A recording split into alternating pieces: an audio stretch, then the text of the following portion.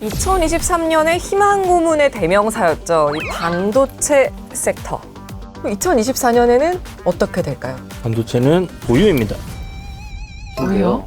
반도체 섹터는 큰 사이클을 타는 그런 경기 민감주로서 금리 사이클과 함께 좀 맞물려 있다라고 봐야 될 것 같습니다. 앞서서 아까 경기 민감주를 봐야 된다고 하셨잖아요. 네. 2024년도에는 금리 인상이 이제 멈추고 내년 하반기 이렇게 생각했을 때 주가는 항상 선행이 되잖아요. 그러다 보니까 경기 민감주들이 강하게 상승을 한다라면 거기에서 반도체는 당연히 상승할 가능성이 굉장히 높다라고 볼 수 있을 것 같고요. 반도체의 큰 사이클이 현재 바닥을 치고 상승을 하고 있다라는 부분들이 푸치립 동양, 그다음에 삼성전자, SK하이닉스의 적자 폭이 감소하고 있다라는 부분에서 우리가 좀 확인을 할 수 있는, 특히 스마트폰 시대가 도래하면서 다양한 데이터들, 많은 데이터들을 소비를 하고 있는 그런 상황이고, 그 중심에는 결국 데이터 센터가 있거든요. 이 데이터 센터의 가장 큰 단점이라고 하면 엄청난 전력을 소비를 한다라는 거예요. 이런 전력에 소비되는 비용을 줄이기 위해서 차세대 그런 반도체들을 사용하게 됩니다. 그래서 지금 현재 메모리 반도체 같은 경우는 DDR4를 사용하고 있는데 DDR5로의 전환이 이루어지고 있는 그런 단계고요. 이거는 결국 필연적으로 갈 수밖에 없는 부분이겠죠. 특히 삼성전자의 감산으로 인해서 2024년도 공급 부족 현상이 발생을 하게 된다라고 했을 때 이 사이클의 바닥을 지나고 있는 반도체 섹터 같은 경우는 수익으로 이렇게 돌아올 수 있는 그런 섹터다라고 생각을 해볼 수 있을 것 같고. 그러면 고수님, 요즘 AI 반도체가 핫하잖아요. 네. 반도체 중에서도 AI 반도체 쪽을 좀 중점적으로 보면 될까요? 최근에 시장에서 좀 주목을 받는 HBM3, 그러니까 하이밴드 메모리, 이거는 향후 미래 반도체는 HBM3 아니면 이쪽이 조금 더 발전되는 형태로 진행이 될 가능성이 있다라고 봤을 때는 분명 나쁘지 않아요.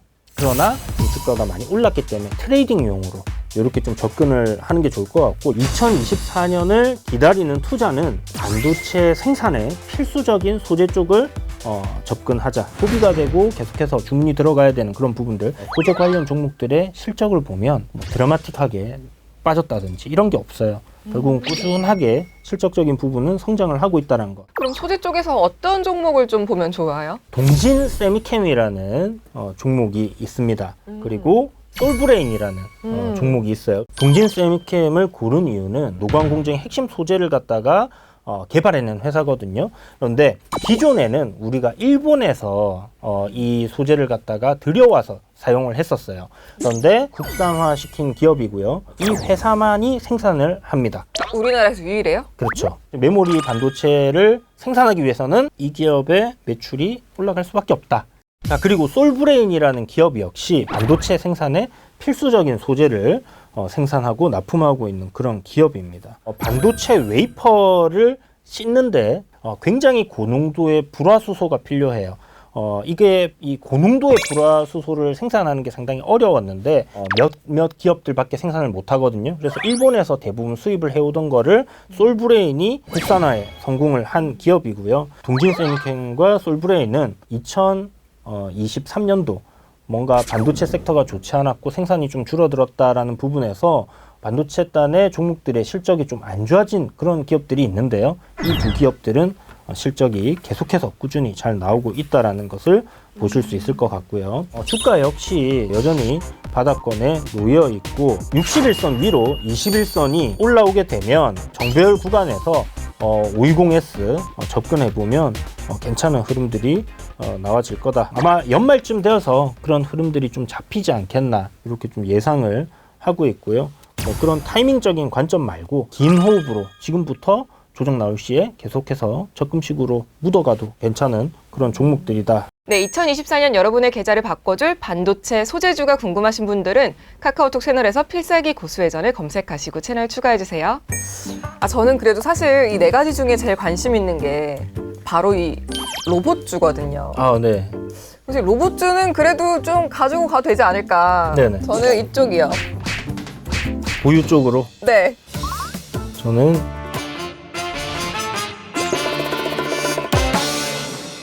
이쪽으로 가야 되지 않겠나 생각을 하고 있습니다.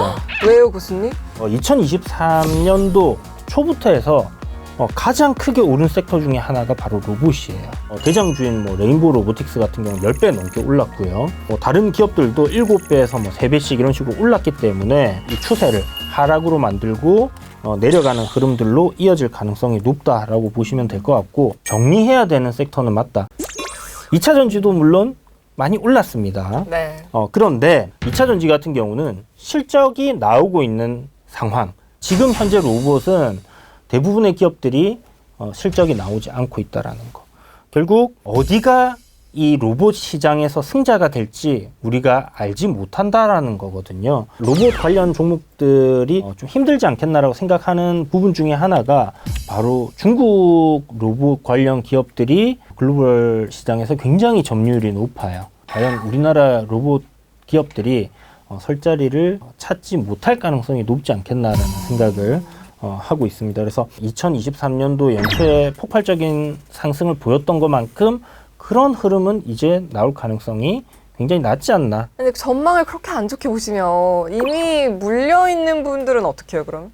기회는 분명히 있습니다. 연말쯤에 삼성전자에서 웨어러블 로봇 관련된 상품 출시가 예정되어 있거든요. 이때쯤 해서 한번 반짝하고 상승하는 흐름들이 나올 텐데, 마지막 정리 기회는 한번 남아있지 않나. 관련 종목들이 이제 주가 조정이 쭉 나온 이후에요. 그 기업들 내에서 실적이 나오고 숫자가 찍히는 종목들이 나올 겁니다.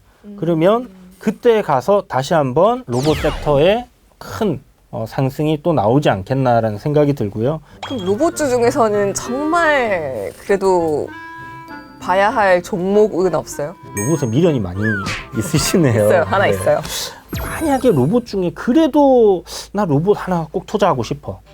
저는 테슬라가 왜 로봇주예요? 전기차주지. 테슬라 데이에서 이제 로봇을 한번 보여줬었거든요. 그때는 정말 안에 사람이 들어가서 이렇게 로봇 흉내 내는 거 아니야? 할 정도의 너무 허접한 9개월 정도 지났습니다. 9개월 정도 지나서 영상으로 보여준 로봇의 모습은 정말 충격적이었어요.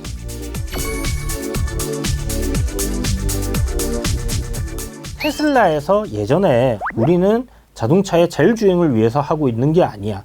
이거 우리는 로봇의 자율주행을 위해서 이걸 개발하고 있다는 얘기를 했었거든요. 테슬라가 강자가 될 가능성은 상당히 높지 않겠나라는 생각을 하는 게, 테슬라가 지금 하고 있는 사업들 남들은 안 된다라고 하지만 성공시킨 케이스들도 있고, 단기간에 로봇이 그렇게 발전되는 모습을 봤을 때 저는 약간 충격을 먹었거든요. 우리가 생각하는 그런 로봇들 테슬라가 만들어낼 가능성이 높지 않겠나 이렇게 생각합니다. 마지막으로 이 제약바이오가 남았잖아요. 네. 그 제약바이오 주들이 요즘 보면 상한가를 잘 가요. 2024년도 제약바이오는 보유 쪽으로 넘어가야 될 것 같습니다. 그래요? 네. 제약바이오 섹터 같은 경우는 개발 비용들이 굉장히 많이 들어가다 보니까 낮은 금리에 좀 유리한 기업들로 이렇게 인식이 많이 되고 있죠. 금리가 동결된다라는 관점에서 경기 방어주로서 괜찮을 것 같고요. 그동안 오랜 기간 조정을 또 받았기 때문에 제약바이오 섹터들이 계속해서 괜찮은 흐름들을 좀 이어가고 있는 기업의 기술력이 정말 괜찮고 재무 상태가 굉장히 양호한 그런 것들은 보유 관점으로 가시는 게 좋지 않겠나. 기대감으로 접근하기보다는 실적이 잘 나오고 있는 기업들이 지금 상승세를 이어가고 있다는 관점을 기억을 해야 될 것 같고요. 물론 그렇지 않고 어떤 임상 3상이 임박했다든지 독보적인 기술력이 있고 기술 수출을 한다든지 하는 매출이 크게 발생할 가능성이 높은 그런 종목들 위주로 우리가 좀 접근을 해보면 좋을 것 같다는 생각이 듭니다. 그리고 한 개의 파이프라인은 굉장히 리스크가 크죠. 만약에 임상이 잘못되거나 했을 경우에는 기업이 다시 재기하기 굉장히 힘들기 때문에 파이프라인이 2개나 3개 정도 보유한 그런 기업들로 보유를 하시는 게 좋을 것 같고요. 그럼 고수님 눈에 최근에 좀 눈에 들어온 종목이 있을까요? JW 중외제약이라는 회사고요. 국내 수액 1인자로 실적이 좋은 그런 기업이에요. 오, 그래요? 병원 가서 수액 맞으면 거기에 딱 JW 중외제약이라고 적혀 있는 경우들이 거의 대부분일 겁니다. 본 것 같아. 다양한 신약 역시 이런 파이프라인 통해서 개발을 하고 있습니다. JW 중외제약에서 좀 집중해서 볼 만한 부분이 바로 이 윈트라는 이제 신호 전달 물질이 있는데 요거를 이제 활용을 하는 기술을 JW 중해제약에서 보유를 하고 있고요. 이 기술로 탈모를 완치할 수 있는 획기적인 부분을 이제 발견을 했습니다. 엄청 제일 좋은 약 아닌가요? 그래서 요거에 대한 기술 수출을 협의 중에 있는 그런 상황이다라고 보시면 좋을 것 같고요. 혈우병 햄리브라는 약이 있는데, 요게 이제 급여 혜택을 받기 시작하면 블록버스터급 신약으로 성장 가능성이 굉장히 높다, 이렇게 보면 될 것 같고, 혈우병 시장 규모가 한 1,500억 정도인데 연매출 한 1,000억 정도는 여기서 얹을 수 있지 않겠나라고 생각이 들고요. 역대 분기 최대 실적 달성하고 있고, 이러한 실적 갱신은 계속해서 이어질 가능성이 매우 높다. JW 중해제약의 핵심 포인트는 실적 대비 저평가되어 있다는 겁니다. 아니, 주가가 보니까 한창 막 오르다가 네네. 조정 중이네요?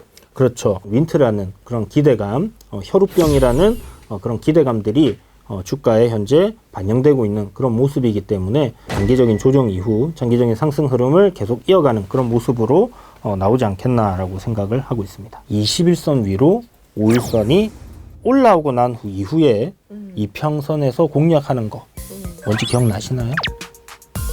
520S. 그렇죠. 네. 520S를 활용을 하면 괜찮은 종목이다라는 이야기를 드리겠습니다. 방송을 보시다가 더 많은 섹터에 대해서 궁금한 점이 있으신 분들은 카카오톡 채널에서 필살기 고수회전을 검색하시고 채널 추가해주세요.